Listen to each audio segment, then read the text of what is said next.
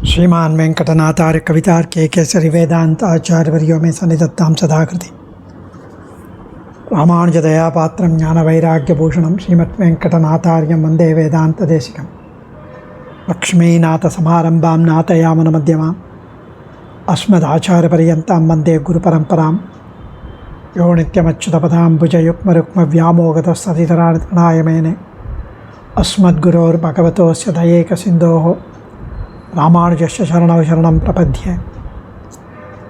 சுவாமி தேசிகனுடைய ஸ்ரீ யதிராஜ சப்ததியில் 61வது ஸ்லோகம் இன்றைய தினம் நாம் அனுசந்திக்க பிராப்தம். சுவாமியோட ஸ்ரீசுக்திகள் பிற மதங்களில் வெறுப்பை விளைவிக்கும். சுவாமியோட ஸ்ரீசுக்திகள் சிறந்த கங்கை போல அது இருக்கும்போது யாராவது கால்வாயை நாடுவார்களா? சின்ன கால்வா ஓடுறது, அதை போய் நாடுவார்களா? கங்கையே இருக்கும்போது பக்கத்தில்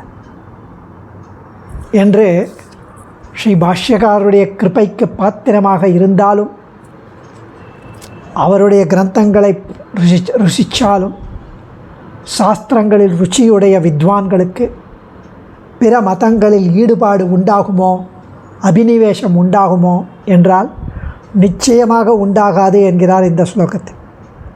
சிந்தாசேஷ துரர்த்த தந்துரவசः கந்தாசத கிரந்திலாः சித்தாந்தான சமிந்ததே யதிவர கிரந்தானுசந்தாயினி.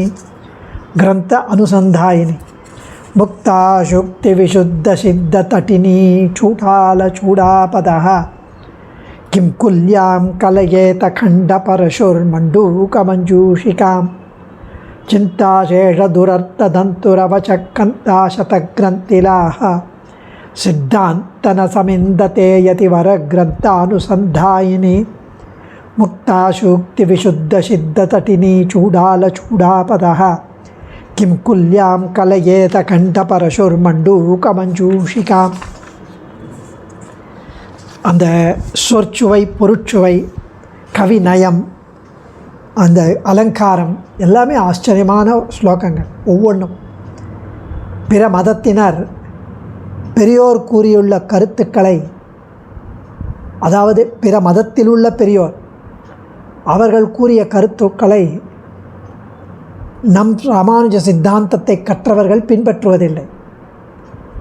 அவர்கள் ஏதேதோ சிந்தித்து அவற்றையே தமது சித்தாந்தமாக்கி கொண்டனர். அவர்கள் அங்கனம் சிந்தித்தது தான் பயன். மற்றபடி அதில் கருத்துக்களில் ஒன்று கூட நிலையாக நிற்பதில்லை. ஸ்ரீபாஷ்யத்தில் ஒரு கருத்து, கீதா பாஷ்யத்தில் இன்னொரு கருத்து, இதுக்கு அது முரண்படும். அப்படி இருக்கும் அவர்களுடைய சித்தாந்தங்கள். அந்த சித்தாந்தங்கள் பல முடிச்சுக்கள் நிறைந்த கண்டலாடை போன்றவையாகும்.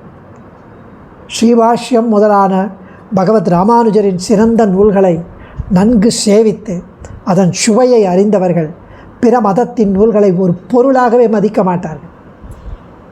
ஆளவந்தார் அடியோம் படியோம் இனி அல்வழக்கேனுங்கிற வேதாந்த தேசிகன் அதிகார சங்கிரகத்தை.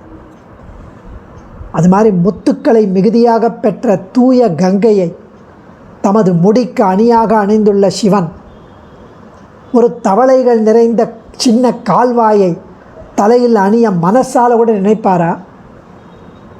முத்துக்கொப்பான தூய கருத்துக்கள் நிறைந்த ஸ்ரீபாஷ்யம் முதலான கிரந்தங்களில் மூழ்கி அனுபவிப்பவர், அவகாகிப்பவர் தவளை போன்ற விபரீத கருத்துக்கள் உள்ள நூலை யாராவது மனதாலும் நினைப்பார்களா என்று ஆச்சரியமாக அனுபவிக்கிறார் வேதாந்த தேசிகன்.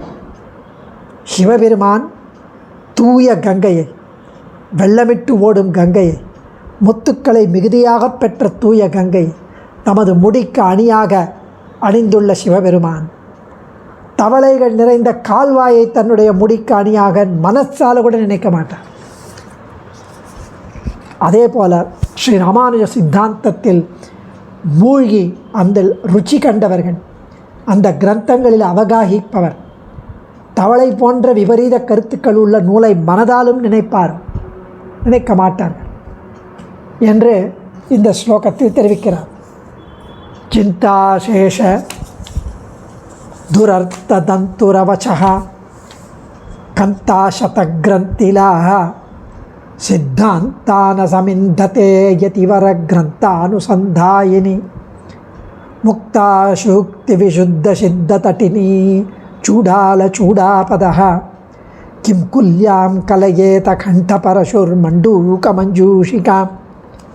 யதிவர உடையவருடைய கிரந்த நூல்களை அனுசந்தாயினி அனுசந்தானம் பண்ணுறவர்கள் படிப்பவர்களிடம் சிந்தாசேஷ சிந்திப்பதையே பயனாக உடைய துரர்த்த தப்பான கருத்துக்களால் தப்பான கருத்துக்களால் தந்துர கரடு முரடான வச்சகா சொற்களாகிய கந்தாசத நூற்றுக்கணக்கான கந்தைகள். இந்த கந்தாசத கந்தலாக இருக்கிற நூற்றுக்கணக்கான கந்தல் உடைய கிரந்திலா முடிச்சுக்கள் நிறைந்த சித்தாந்தாக கொள்கைகளை ந சமிந்ததே விளங்க மாட்டாது. அந்த கொள்கைகள் எங்கனம் ஏன் விளங்க மாட்டாது என்றால் முக்தாசுக்தி முத்துச்சிப்பிகளால் விசுத்த சித்த தட்டினி விசுத்த பரிசுத்தமான சித்த தட்டினி கங்கையால் சூடாபதகா அலங்கரிக்கப்பட்ட முடியை உடைய கண்டபரசு கோதண்ட அது மாதிரி கண்டபரசு சிவன் மண்டூக மஞ்சூஷிகாம் அந்த சிவன் தவளைகளின் இருப்பிடமான குல்யாம் கால்வாயை கலையத்தே கிம் மனசால் நினைப்பானோ என்கிறார் சுவாமி. ரொம்ப அழகான ஸ்லோகம், ஆச்சரியமான விருத்தம். பிற மதத்தினர் தம் உள்ளத்தால் சிந்தித்து தாந்தோன்றித்தனமாக பல விபரீத அர்த்தங்களை கல்பிக்கின்றனர். அவர்கள் முயற்சி பண்ணி பிரயாசப்பட்டு சிந்தித்தது தான் மிச்சம், அதுதான் பலன், வேறு ஒன்றும் இல்லை. அவர்கள் கல்பித்த அர்த்தம் ஒன்று கூட நிலை நிற்காது. ஏன்னா அது வேதங்களுக்கு உபனிஷத்துக்களுக்கு முரண்பாடு. சில உபனிஷத்துக்களை எடுத்துக்கொள்ளலாம், ஆனால் பல வாக்கியங்களுக்கு அது முரண்பாடாகிறதே. அத்தகைய கருத்துக்களுக்கு ஏற்ற சொற்களை கொண்டு நூல்களை எழுதி அவர்களுடைய சித்தாந்தத்தை உருவாக்கி அவை பல முடிச்சுக்கள் கொண்ட கந்தலாடை போல இருக்கும். அத்தகைய சித்தாந்தங்களில் எதுவும் ஸ்ரீ பாஷ்யகாரருடைய சுக்திகளை பரிச்சயம் செய்து உண்மை பொருளை கண்டவரிடம் தலை காட்ட முடியாத அத்தகைய சித்தாந்தங்கள், அவைதிக சித்தாந்தங்கள், அபார்த்த சித்தாந்தங்கள், குதிருஷ்டி சித்தாந்தங்கள், அவன் அதை ஒரு பொருளாகவே கருத மாட்டான். யாருன்னா ஸ்ரீபாஷ்யகாருடைய ஸ்ரீ சுக்திகளை பரிச்சயம் செய்த ஒருவன் இந்த அபார்த்தமான சித்தாந்தங்களை ஒரு பொருளாகவே கருத மாட்டான். அதுக்கு உதாரணம், கங்கா நதியில் முத்துக்கள் மிகுதியாய் உற்பத்தியாகிறது. அந்த தூய கங்கையை சிவன் தன் முடிக்கு அணியாக கொண்டு ஆச்சரியமாக மங்களகரமாக இருக்கிறான். அந்த சிவன் தவளைகள் நிறைந்துள்ள ஒரு கால்வாயை தன் முடியில் தாங்க வேண்டும் என்று உள்ளத்தாலாவது நினைப்பானா? நினைக்க மாட்டான். அவ்வாறே உயர்ந்த கருத்துக்கள் பதிந்த ஸ்ரீபாஷ்யகார ஸ்ரீ சுக்திகளில் ஆழ்ந்து நிற்பவன் விபரீதார்த்தங்களே நிறைந்துள்ள பிற நூல்களை தன் உள்ளத்தால் கூட நினைக்க மாட்டான் என்ற என்ன அனுபவம் சுவாமிக்கு! ஆச்சரியமாக அனுபவிக்கிறார் வேதாந்த தேசிகன். அஸ்மத் ஆச்சாரியன் இதுக்கு அழகான எளிமையான புரியும்படி தெளியும்படி சொல்லும் வியாக்கியானம். ஸ்ரீ பாஷ்யகாரருடைய கிருபைக்கு பாத்திரமாக இருந்தாலும் சாஸ்திரங்களில் ருச்சியுடைய வித்வான்களுக்கு பிற மதங்களில் அபினிவேசம் உண்டாகாதோ, பிற மதங்களில் ஈடுபாடு உண்டாகுமோ என்றால் நிச்சயமாக உண்டாகாது என்கிறார் இந்த ஸ்லோகத்தில். ஒரு வஸ்திரங்கள் கிழிந்தால் அங்கங்கே வேஷ்டியோ புடவையோ கிழிஞ்சிடுச்சுன்னா அதை தைத்து உபயோகப்படுத்துவார்கள் மக்கள். தைப்பதற்கே முடியாமல் பல இடங்களில் கிழிஞ்சு போயிருந்தால் அந்த வஸ்திரத்தை ஏழைகள் ஆங்காங்கு முடிச்சு போட்டு உபயோகிப்பதை பார்த்திருக்கிறோம். அந்த முடிச்சு போட்ட கந்தல் ஆடை எப்படி எதற்குமே பயன்படாது. நிறைய இடத்துல கந்தல், அது எதற்குமே பயன்படாது. அந்த கந்தல் ஆடை முடிச்சு போடுறதுக்கே வழி இல்லை. அதே போன்று மூல பிரமாணங்கள், வேத பிரமாணங்கள் எதுவுமே இல்லாமல் தாங்களே கற்பித்து உருவாக்கியவை, அந்த மத கருத்துக்கள் சாஸ்திர மரியாதையை மீறியவை, விபரீதமான பொருட்களை கொண்டவை, அவர்களாலேயே நிரூபித்து விளம்பி விவரித்து விளக்கி காட்ட முடியாதவை. இப்படி